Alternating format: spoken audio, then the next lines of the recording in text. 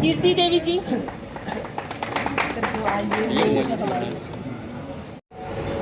हर एक लेवल पे जाके लोगों से मुतारिफ करा रहे हैं। हमें खुशी है कि जिस तरह से महिलाएं हमारे साथ जुड़ रही हैं, क्योंकि ये समाज का वो वर्ग है कि एक महिला अगर जुड़ गई तो वो घर 100% जुड़ ही जाता है। और अगर इस देश को आगे चलना है, जब तक ना हम महिलाओं को अपना मुकाम दे दें, तब तक ये देश आगे डेवलप देशों में कभी शुमार नहीं किया जाएगा।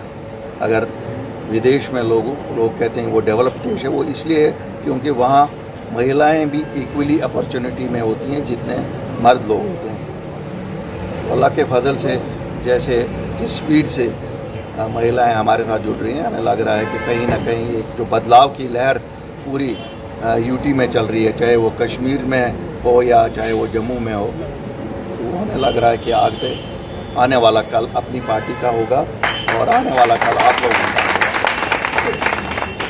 मैं मुबारकबादी देना चाहता हूँ आप सबको। आप इस गर्मी में आए, हमारे साथ यहाँ जुड़े। पवनीत ने मेहनत की, इन्होंने सब लोगों ने मेहनत की जो इस जमात में यहाँ काम करते हैं, तो आगे भी मुझे लगता है ऐसे ही मेहनत करेंगे।